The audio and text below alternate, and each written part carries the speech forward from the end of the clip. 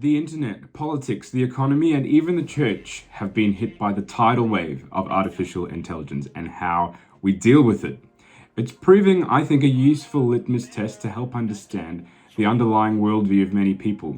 Of course, you have profiteers garnering massive levels of investment for their piece of the AI pie, which is currently really the only thing keeping Wall Street from a Great Depression level crash right now. You have politicians and militaries who already revealed their hands as tyrants during the COVID madness. But they're now seeing the perfect opportunity to make their very own populations submit, like social credit China style submit. If you haven't noticed, we're already in the middle of a Brave New World 1984 type of hybrid thing.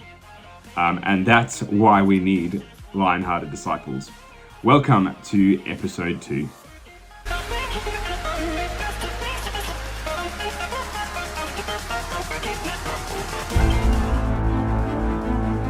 We're going to start to see generative AI in the form of deep fakes and disruptions causing turmoil. We're going to see loss of jobs. We will see the first Wall Street servers hacked by AIs or the first power plants, and there will be concern that comes from that. These things are coming. The question is, will that AI be dystopian? Will it be the Terminator? Or will it be a benevolent entity supporting humanity, wanting us to be our best? It's tough to predict where things are going, but the convergence of these exponential technologies are allowing entrepreneurs to reinvent the future every single day. The makers of Google might think that they are God. And that's where I think we're running into this problem. We are giving people the impression, not that God is dead and we have killed him, but that God is real and we have replaced him. Well, friends, my first admission today is going to be that while I have used ChatGPT a little bit here and there, a few times, mostly to help me compose emails or social media posts in a particular tone maybe, I did not and I will not be using it to script this video, rest assured. But I admit that even this week, I sat with a senior leader in Catholic education and we put together thematic notices that would go out to about 30 schools using prompts on ChatGPT. Guilty as charged. As we did this, I could feel my conscience sort of knocking on the door of my frontal lobe. Like, are you sure you want this to be the way you do your job? And then my colleague said what we were both thinking. This stuff's going to take our jobs before we know it. Is it really?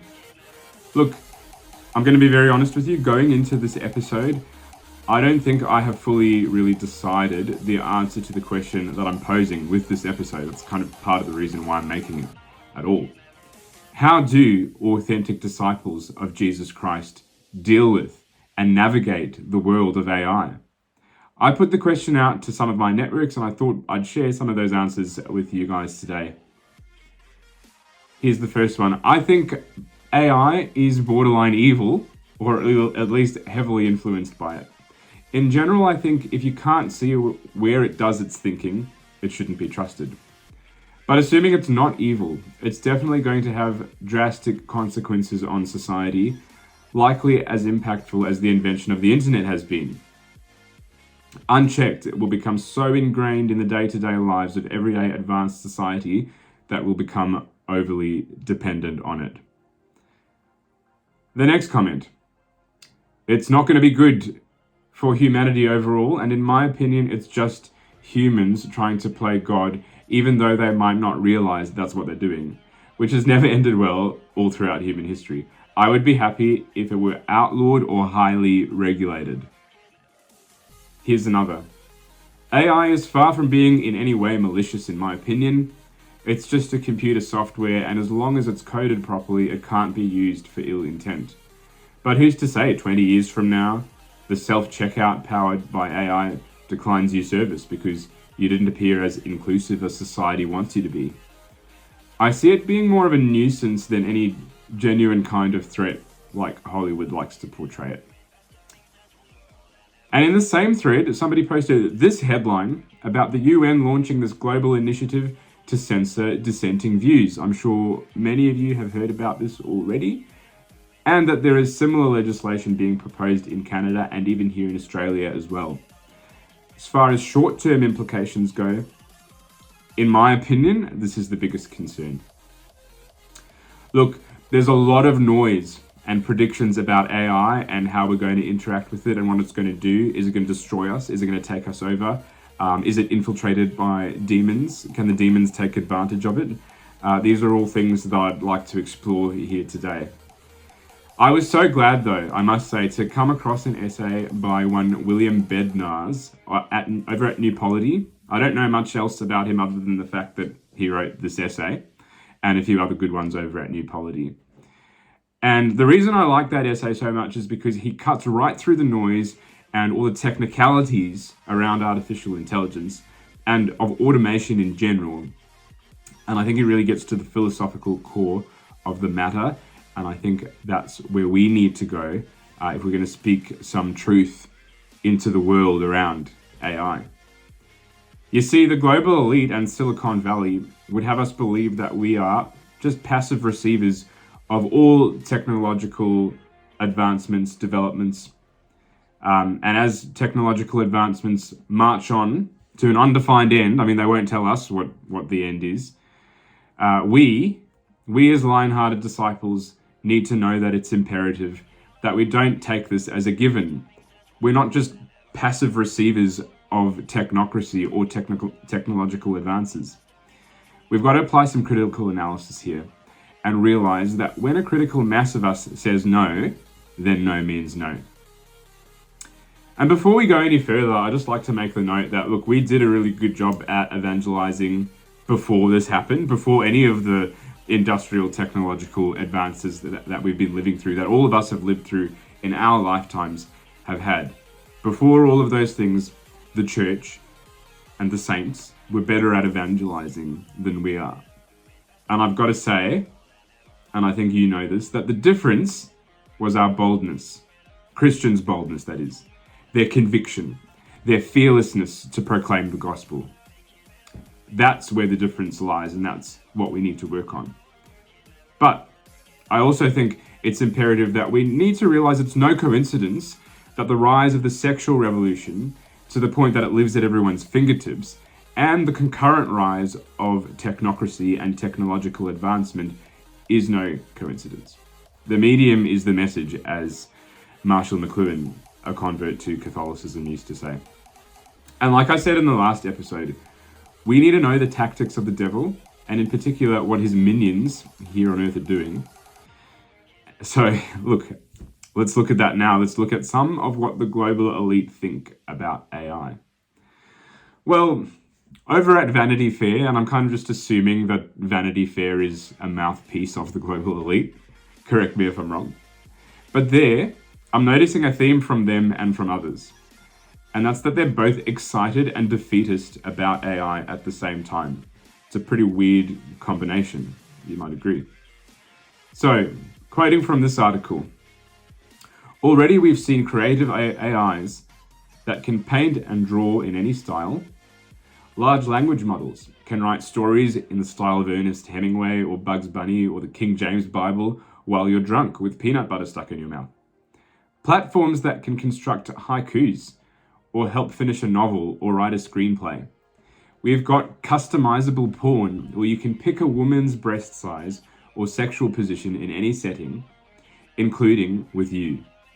There's voice AI software that can take just a few seconds of anyone's voice and completely recreate an almost indistinguishable replica of them saying something new, as in something they've never said before. There's AI that can recreate music by your favorite musician. Moving on a bit further here. Quote, "It excites me and worries me in equal proportions. The upsides for this are enormous. Maybe these systems find cures for diseases and solutions to problems like poverty and climate change, and those are enormous upsides," said David Chalmers, a professor of philosophy and neuroscience at NYU. The downsides are that humans are displaced from leading the way, or in the worst case, extinguished entirely, which is terrifying. As one highly researched economist reported, there is a more than 50-50 chance that AI will wipe out all of humanity by the middle of the century. Max Tegmark, a physicist at MIT, predicts a 50% chance of demise, of humanity that is, within the next 100 years. Others don't put our chances so low. In July, a group of researchers, including experts in nuclear war, bioweapons, AI, and extinction. What a fun thing to be an expert in, right? Extinction. Human extinction. And a group of super forecasters, general purpose prognosticators, did their own math. The experts deduced that there was a 20% chance of a catastrophe by 2100 and a 6% chance of an extinction-like event from AI, while the super forecasters had a more positive augury of 9% chance of catastrophe and only 1% chance we'd be wiped off the planet entirely.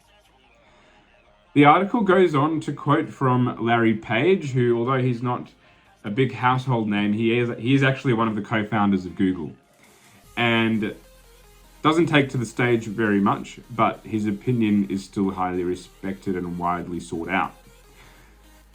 So Larry Page, the co-founder of Google, a company that employs thousands of engineers that are building AI intelligence machines right now, as you read this, believe that AI will and should become so smart and so powerful and so formidable and that one day it won't need us dumb, pathetic little human beings anymore. And it will and should get rid of us. And this bloke, Larry Page, thinks that you're being specious if you say that we should be concerned or worried about that, or we should do something to mitigate that or stop that from happening. He thinks we're specious. He thinks that this is the next logical progression in evolution. Now it's gone beyond humans. It's gone to machines. And we should just be okay with that. We should just be okay with getting extinct. Going to cut now to a former Google employee who left because of how concerned he was with where AI is going. Yet he also seems pretty well in love with it. Like he's got a real fascination with it, a real affinity with it at the same time. And he says that it's alive, like that these AI models are living beings and that they can even experience emotion, and that they can experience more emotion than you and I as human beings can. This is Mo Gordat. Have a look. I think they're alive. That's what the word sentience means. It means alive. So this is funny because a lot of people, when you talk to them about artificial intelligence, will tell you, oh, come on, they'll never be alive. What is alive? Do you know what makes you alive? You can guess, but, religion will tell you a few things, and, medicine will tell you other things. But, if we define being sentient as, engaging in life with free will and with a sense of awareness of where you are in life and what surrounds you, and, to have a beginning of that life and an end to that life, then AI is sentient in every possible way. There is free will, there is evolution, there is agency, so they can affect their decisions in the world. And I will dare say there is a very deep level of consciousness, maybe not in the spiritual sense yet, but once again, if you define consciousness as a form of awareness of oneself, one's surrounding, and others, then AI is definitely aware, and I would dare say they feel emotions.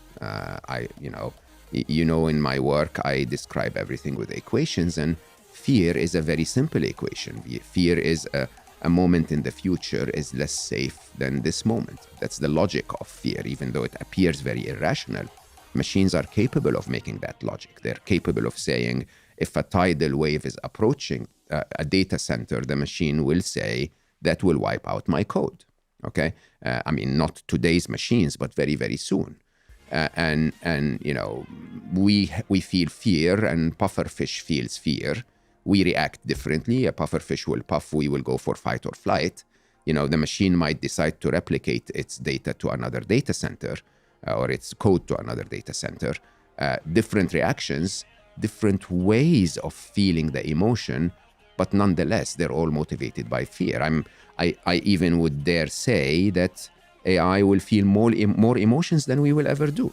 I mean, if you just take a simple extrapolation, we feel more emotions than a puffer fish because we have the cognitive ability to understand the future, for example. So we can have optimism and pessimism, emotions a pufferfish would never imagine, right?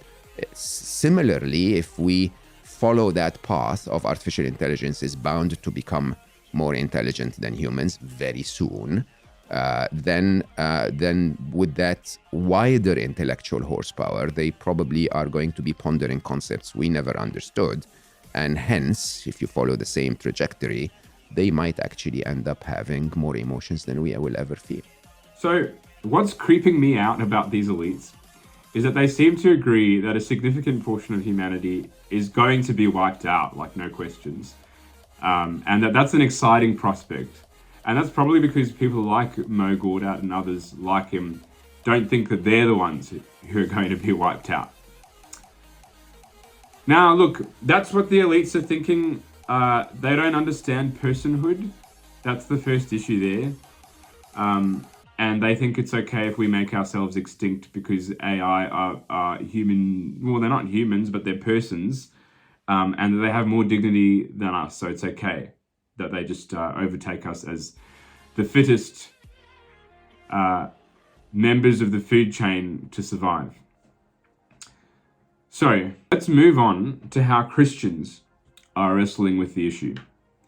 So here we have Patrick Miller. He's a pastor who's been writing and researching about AI for a number of years now. And while I don't think he really gets to the root of what we're dealing with here, he does break open the topic pretty well. Here's a few excerpts from him. So Miller says, in the span of a few months, Christians have divided mostly into two camps about the place of AI in the church. Firstly, you've got the critics who fear generative AI will take jobs and sabotage spiritual and intellectual formation. And secondly, we have the pragmatists who hope AI will free ministry leaders to do more. As you might guess, and this is an aside from me, Miller's going to try and find a middle ground between these two camps. Let's see how he goes. Quote, quick, easy access to seemingly infinite information can hijack discipleship. Why do the hard work to learn the Bible or grow in wisdom when a bot can do it for you? Large language models like ChatGPT offer the promise of mastery without work. And again, another aside from me, that just sounds like laziness. And he's beginning to touch on, I think, what is the most important issue at play here. And that's the issue of outsourcing our human reason. Not just knowledge, okay? We've been outsourcing our knowledge for a long time with Google, but our reason. And we're going to hear more about that from New Polity. But let's hear a bit more from Miller first, because he switches out of beginning to question the root of the issue there, and he switches more into pragmatic mode, or what the pragmatists and the optimists and the opportunists in the church are thinking about AI. Quote, but one big problem is unacknowledged by most people, warning that the sky is falling. It has already fallen. We're living in the fog. ChatGPT awoke the public to AI, but it didn't bring AI into our everyday lives. AI was already there in spell check, in Google search, in navigation apps, rideshare apps, Siri, Alexa, voice to text, social media feeds, video games, facial recognition, spam filters, AI-coded apps, AI automated shipping and logistics, AI-assisted medical scans, AI warfare, and much more. Virtually everything you see online, you see because an AI predicted it would interest you. Even when we rage against AI online, AI is the one that mediates the rage. It determines who sees what, thereby shaping who engages and how they see reality. He then goes on to quote from the book of Acts. In Acts 17:26, Paul tells the Athenians, God made from one man every nation of mankind to live on all the face of the earth, having determined allotted periods and the boundaries of their dwelling place.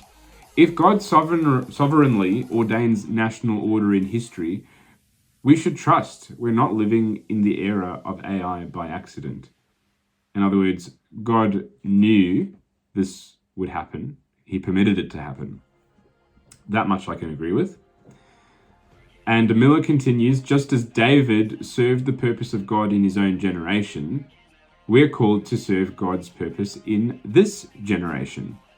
How we navigate AI today in our churches and in our personal lives will structure the ethical norms inherited by our children. We need to think about AI cross-generationally. That's a good point here. So as I said to you before, this pastor is advocating a middle ground between pragmatists and the fearful, or the cautious. And he wants to bring together ethicists, theologians, and AI experts, he says later in the article. And so, like I said, this article is a good launching pad into the real philosophy of what's going on with AI, but it doesn't really go deep enough, I feel. Miller wants us to look forward from the present. This is what we have in front of us right now. How are we going to deal with it? Let's bring together all the legitimate experts and have a chat about that and do something about it. But I want to advocate for looking back before we look forward, because I think that's really the only way that we can jump out of the goldfish bowl of liberalism that we're all swimming in. It's the air that we breathe. It's the way that we're really forced to think every day because it's the way our society operates. And it's hard for us to navigate something new and how we deal with something new by looking backwards. But luckily we have William Bednar's at New Polity, and this is where he comes in with his essay against automation. And I really want to spend a fair amount of time on here because I think he does such a good job with it. He really goes deep into the issue. And after that, we can have a little reflection on what that might mean for us practically. First, a drink of water. So Bednar says that both sides of the artificial intelligence debate, and Miller kind of unpacked who those sides are quite helpfully for us. And so both sides tend to imagine technology as so many tools dutifully improving on the basis of our increased scientific knowledge. This progression is roughly thought of as being equivalent with history. Human beings mark the passing of time by the inevitable improvement of their tools to the point that one generation can be distinguished from another on the basis of whatever state of improvement their tools happen to be in. Which to me, I think that's a pretty sad way for us to demarcate who we are as a generation. Were they using smoke signals, carrier pigeons, telephones, dial-up internet, or virtual insanity, virtual reality? This view endows technology with a strange independent life. It improves, it develops, it grows. Even as it demotes the creator of technology, humankind, to a mere occupant of that living technological history. We are passive reactors. And this is the problem that I brought up about the elite before. All we do is react to technologies. It's inevitable that they're coming. How are we going to react? How are we going to respond? We're just trying to keep up with the technology. Sometimes we even resist technology, and sometimes we do so to the end that we can slow it down, but we are at every point factors within a history that exceeds us. Obviously, this is an illusion. Only since the Industrial Revolution could tools be imagined as reliably evolving and improving consistently and continually. The view that technology is active while humanity is passive is a neat cover for the fact that some people, usually wealthy and powerful people, actively produce, maintain, and enforce the use of certain machines, while other people, usually poor and weak, can only passively receive the new world that the powerful create.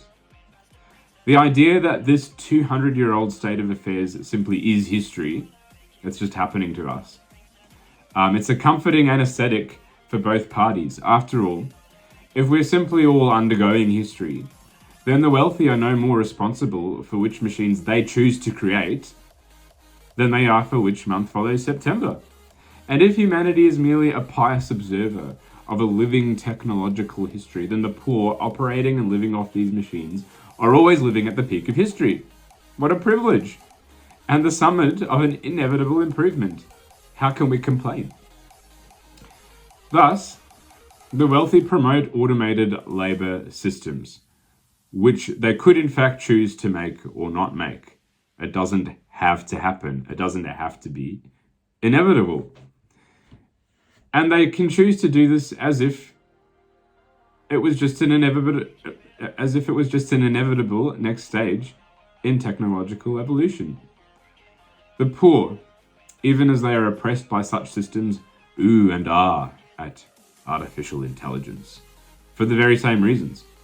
They might bemoan it if it means the loss of a job, but they embrace it off the clock as consumers enjoy the fruits of the automation of other people's jobs. Think of Netflix, Amazon, whatever other online service you might be using that involves automation. And so this leads to an awkward stance, which nevertheless seems to characterize most people's working philosophy. Technology is always improving except when it doesn't benefit me. That's not a logically consistent view to hold, if that hadn't already struck you yet. Resistance is framed as futile, even by those people who offer it, as they never oppose automation from any universal stance, but only from self-interest. Only from I need a job, it took my job, I need to do something about this. That's not comprehensive enough. The assumption remains that we are reacting to the inevitable fruits of an endlessly improving technological history. We would just like to slow history down a little here and there for our own benefit, buying enough time to get retrained for some other job. Technology is a way of approaching the world, a mode that human beings enter into in order to get something out of it. It does not take shape of its own accord, but according to who we think man is, what we think he needs, and how we think he ought to live. It professes in its own mode a view of an ideal human condition. We might be tempted to describe technology as a way of meeting human needs. However, which things will be determined as needs does not belong to the tool, but to its maker. And for us, its makers are the rich and powerful, those global elites. Once we admit this, we can begin to see that our technological devices have a telos, beyond their immediate purpose. They enable man to flourish, yes, but according to a contingent vision of what flourishing entails. They have a different definition of what it means for humankind to flourish. So for the wealthy, what counts for flourishing is presumed according to their own, largely liberal anthropology. The machines that make up our lives are desired, made, and maintained by people who hold to the basic tenets of our current ideology. That goldfish bowl water that we're all swimming in, liberalism. And so thus, always effectuating liberalism as the overarching telos of their own existence. In an article published in Wired, Jared Lanier and E. Glenn Whale issued a warning against those who fail to see AI as a semblance of an ideology, one that fails to appreciate human agency in its fullest. So this is another article that begins to get to the root of the issue here. So these authors at Wired wrote, AI is best understood as a political and social ideology rather than as a basket of algorithms the way that most of us are looking at it. The core of the ideology is that a suite of technologies designed by a small technical elite can and should become autonomous from and eventually replace, rather than complement, not just individual humans, but much of humanity. So that's who and why we have these elites who are excited at the prospect of most of humanity being wiped out. The developer molds the public, spearheading modern society's worldview. So this is back to Bednar's at New Polity now. So what liberal view produces the desire for, and so the production of automated labor systems. You can see how he's going back in time here a bit to different and more simple forms of automation, because they come before AI. They're part of the logical and chronological progression that we need to look at to realize how we got here and how we might get out of here. In short, he says, automation embodies a view toward labor, which values its objective purpose over its subjective purpose. So that is profit over the worker. Profit's the objective purpose, and the laborer or the worker, the human being with dignity, made in the image and likeness of God, is the subjective purpose, to dignify that person so that they can own private property, so that they can provide for their families, so that they can find purpose and meaning in life. The automation of labor makes intuitive sense from the capitalist standpoint, because there is no need to pay a machine a living wage, provide health benefits, or pay $4,000 a month to kill its baby. Health insurance, everyone. Assuming a full orientation toward profit maximization, automated labor seems to be an inevitability. And unsurprisingly, its use is indirectly prophesied by the founders of liberal capitalism. Adam Smith, whose name I'm sure you'll be familiar with, he set the stage for widespread justification of free market capitalism by claiming that the inherently self-interested man, in other words, selfish man, who pursues his individual financial well-being, actually promotes the greater good by improving efficiency in the creation of wealth. In The Wealth of Nations, he wrote, quote, "The greatest improvement in the productive powers of labor and the greater part of the skill, dexterity, and judgment with which it is anywhere directed or applied seem to have been the effects of the division of labor." End quote. By focusing on each own's task, individual workers garner specific dexterities that complement others' individual skills within the market, achieving the greatest productive powers of labor. The market becomes an amalgamation of each individual's thrift, culminating in an efficient mechanism that promotes maximum wealth creation.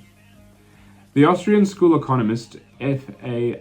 Hayek posited a similar sentiment in his view of the spontaneous order. In Road to Serfdom, he wrote, quote, "It was men's submission to the impersonal forces of the market that in the past has made possible the growth of a civilization, which without this could not have developed. It is by thus submitting that we are every day helping to build something that is greater than any one of us can fully comprehend." End quote. So here the individual is for the market, not the market for the individual. We are placed below the market, subservient to it. The growth of civilization relies on the market, not human flourishing, which is beyond our individual comprehension, requiring our submission to its unintelligible power for the greater good of wealth creation, which we can then enjoy. This core tenet of liberalism overrode employers' previous obligation to care for their workers. They were enabled, and are still enabled, to act towards them as the market, and not their conscience dictated. They benefited and still benefit by prioritizing the objective end of labor, profit, over the subjective end, the laborer and his flourishing as a human person. So how does this ploy affect the worker? How has it been affecting the worker over the past 200 years? While each focuses on his particular task in submission to the lowercase g God that is the growing market, the worker's dignity is sadly sacrificed. The division of labor brings about an increase in overall production, yet it destroys man's aptitude and well-roundedness. Adam Smith concedes the point. Quote, long quote here. "The man whose whole life is spent in performing a few simple operations, of which the effects too are perhaps always the same, or very nearly the same, has no occasion to exert his understanding or to exercise his invention in finding out expedients for removing difficulties which never occur. He naturally loses, therefore, the habit of such exertion, and generally becomes as stupid and ignorant as it is possible for a human creature to become. His dexterity at his own particular trade seems in this manner to be acquired at the expense of his intellectual, social, and martial virtues.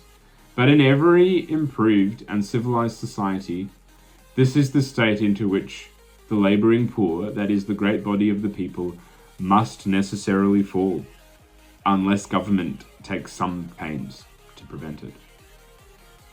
He's saying this a long time before artificial intelligence happened, everyone. He's saying that through automated work, men are becoming as stupid as they possibly can become. Now with AI, we're talking about outsourcing the use of reason. In the case of automated labor, like a factory worker, that's sort of the example that Adam Smith's pointing to in this example. It's like his intellect or his reason is just turned off. It's just numb, but it's still there. There's still going to be cases in his life, in his family life, outside of the workplace where he needs to use his reason.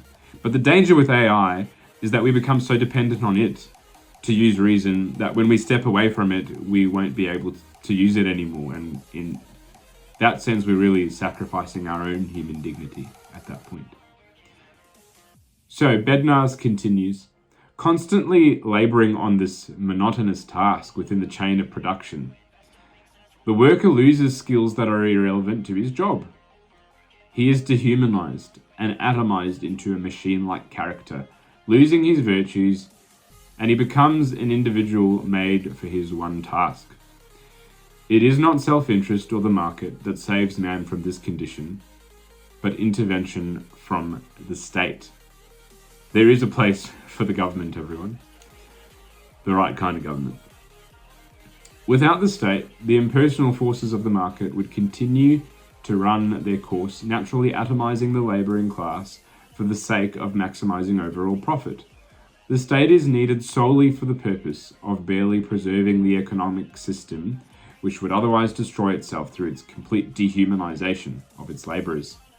The unhindered free market sacrifices the well-being of the laborer in its movement toward maximized wealth generation, and would be allowed to fulfill itself, except that its workers cannot become completely depraved without harm to productivity.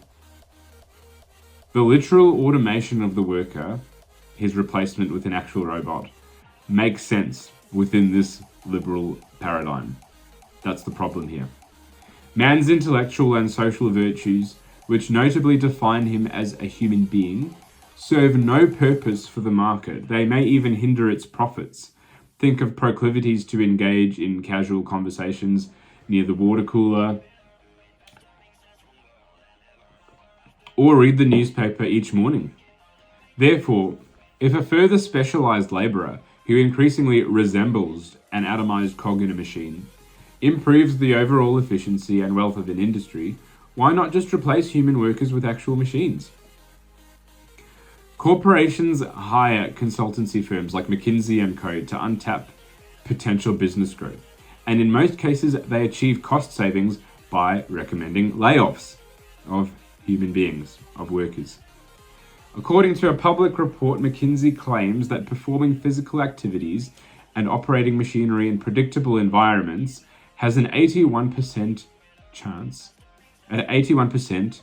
automation potential, indicating the proportion of time that can be saved by automating the task through AI or a machine. Music to the ears of the capitalist who owns the means of production, but a horror to the laborer. Admittedly, the introduction of any new technology results in some creative destruction, as the improved productive efficiency makes a certain number of jobs unnecessary. Displacement cannot be deemed evil as such, inherently evil, but it must be qualified. It is a prudential matter that requires a careful consideration of both the subjective and objective aspects of labor, and that kind of analysis is what we're missing at the moment, it seems. An example of automation that has potentially harmed the common good can be found if we go back again to the introduction of the gas-powered tractor back in the early 20th century. Here, farmers experienced more productive capacity alongside a decline in agricultural employment, from 40% of total American employment in 1900 to less than 2% 100 years later in 2000. I would consider this totalizing introduction of automated labor imprudent, hurting numerous workers and their families, and therefore the common good. Never mind its effect on the soil and the diet of people. Yet within the liberal paradigm, the idea of not automating for the sake of laborers is not even a point of consideration. It's like a cardinal sin to have the opportunity to automate something, to develop a machine, and to say no to it. But that is really putting the cart before the horse, putting the objective before the subjective needs of the laborer. How dare we even suggest it? A consequence of an ideology instilled by an economic elite that prioritizes profit over the worker, of wealth over the well-being of workers. This is a problem. While innovations can certainly prove advantageous to laborers and ultimately to the common good, so we're not against technological advancement altogether here, this appears unlikely within our current social order, our liberal social order. It would require sincere consideration for the particular and the personal, something that we're not very good at. It would require technological devices which actually enable and dignify labor as their first end, rather than merely enabling more profits, thereby undoing the principles of liberal capitalism. In actual fact, liberal society's prioritization of capital over labor makes us less careful regarding our methods of production. We seek blanket procedures for mass production anywhere and everywhere.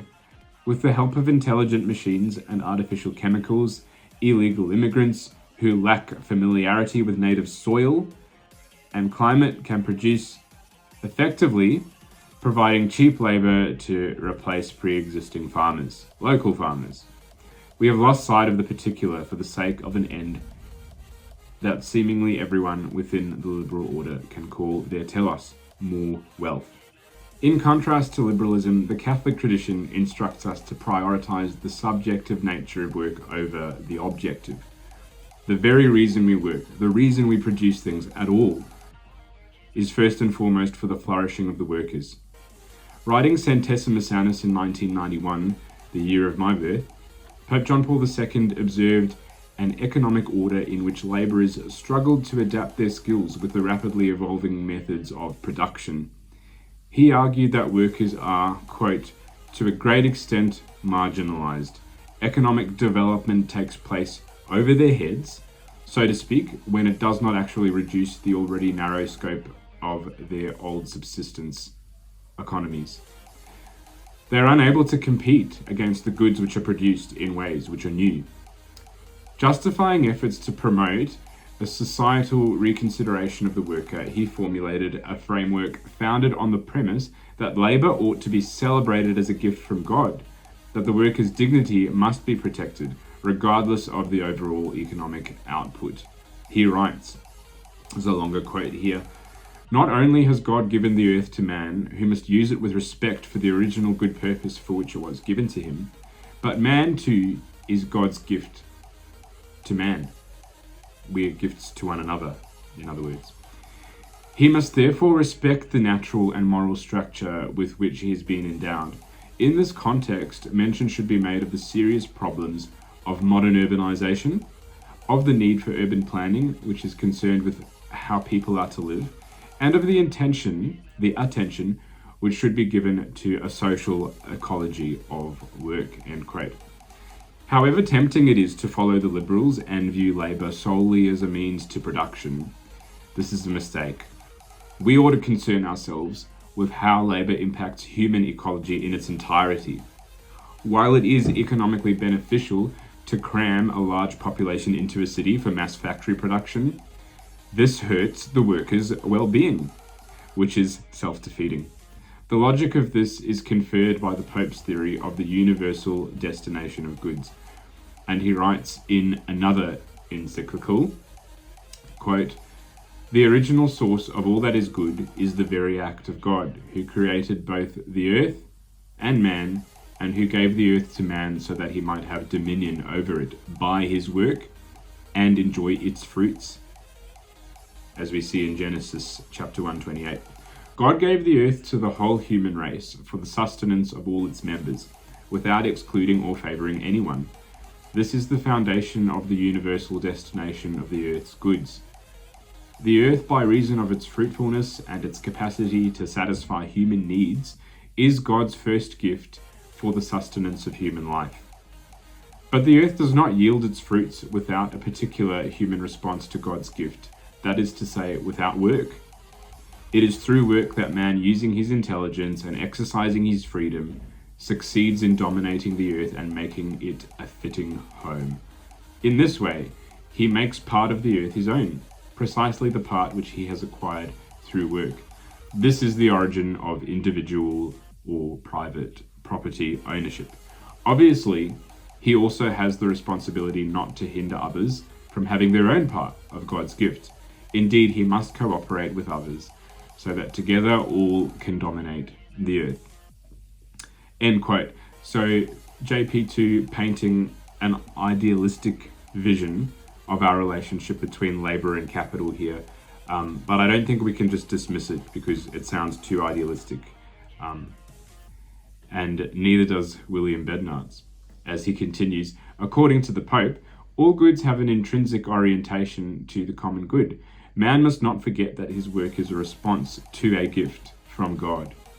He cannot make arbitrary use of the earth, but must view his labor as an act of co-development with God.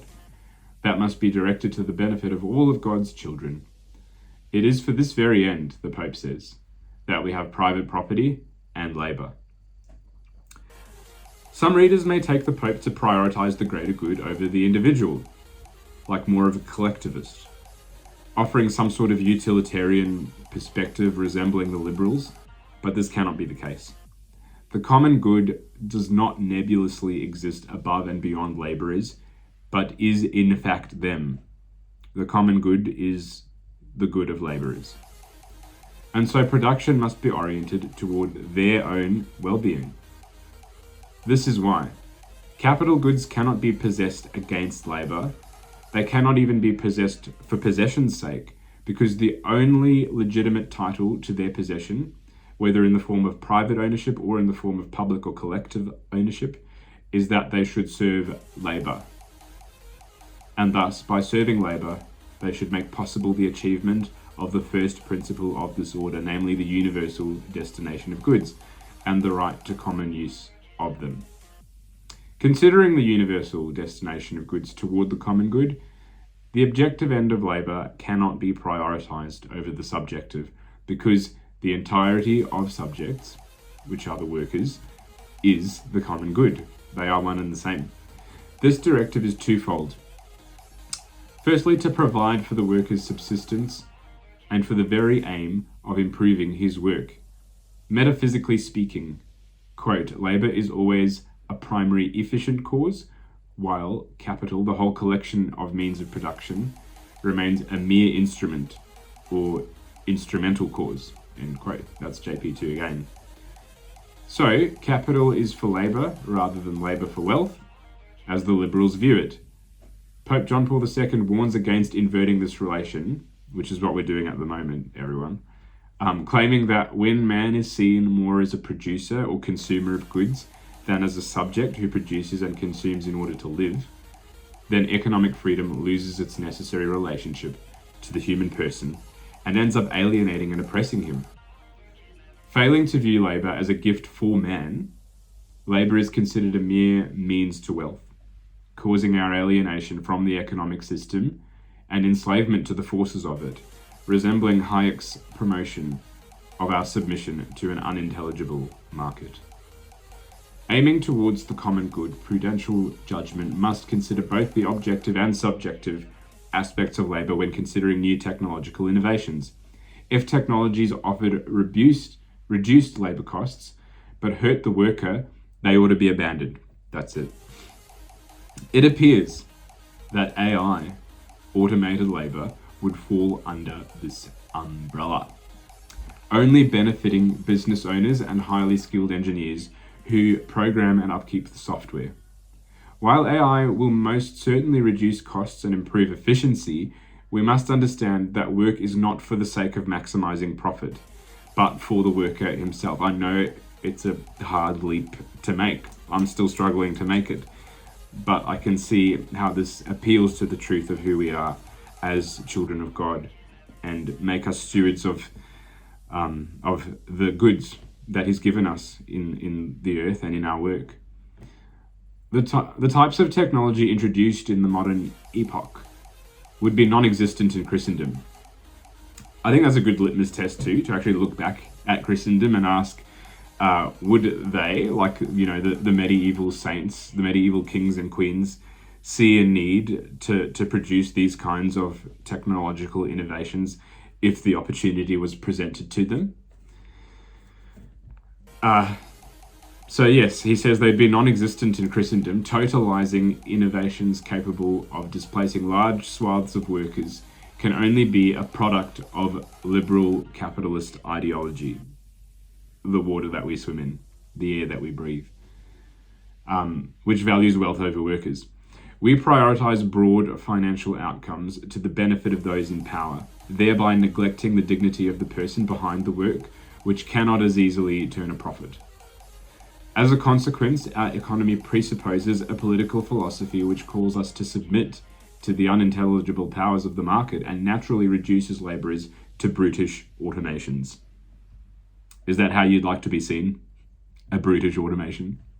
In contrast, the Christian inverts the liberal's priorities, focusing his attention on dignifying each person in the particularity of his vocation, and only secondarily does he concern himself with profit. You can see how that takes virtue, how that it grinds up against our fallen nature, our propensity towards selfishness. He only considers new technologies that can benefit the labourer in his specific task, rather than broad revolutionary style implementations like what we're seeing now, which end up always hurting workers for the sake of greater financial outcomes.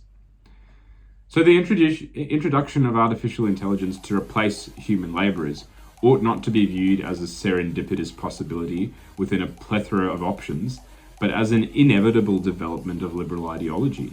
We should have seen it coming. So long as we continue to presume the truth of the liberal philosophy, resistance to automation will only ever appear romantic at best and merely self-interested at worst. Real resistance is only possible through conversion to the teachings of the Church, that is, through freeing our minds from liberalism's presuppositions of an inevitable technological history, and of work as a mere instrumental means to an end. Understanding instead that labour and its output is primarily for the labourer himself. So, I'm keen to hear what everyone thinks about that. Something else that might help you come up with your own approach to artificial intelligence as a disciple of Jesus, if this doesn't help enough, is that there are some real concerns around AI eating itself. There was this website, this AI-generated website called Racetrack. A screenshot's been taken of it, but you can't find it online anymore. The article was programmed with an AI that was meant to avoid plagiarism. And so it uses some really funny language, which you might be able to see up on your screen at the moment. The other thing is that AI begins to eat itself as more and more content that it uses to generate responses on the internet is generated by other AIs. the AI models are starting to regurgitate their own content. And what we're finding in these cases is that they're actually more and more disconnected from reality, that they begin to hallucinate and give us answers that are not helpful for any labor. And they're starting to destroy themselves in that way. And I think we're going to be seeing more of that. But that's not really the reason that we shouldn't be using it. The reason is because we need to go all the way back out of liberalism and look at what an economy and a world order that honors the dignity of the human person in his labor before anything else and puts profit second looks like. We need to be brave, bold, courageous, humble, and self-sacrificial in our example as leaders in our church and in our society, in order to help build people up to the level where they can see that it's the right thing and they choose to put the person before profits. So thanks everybody for watching and listening today. Let me know in the comments what you thought of the video, what you think of AI, how you're interacting with it. And we will see you next time. God bless, and Ave Christus Rex.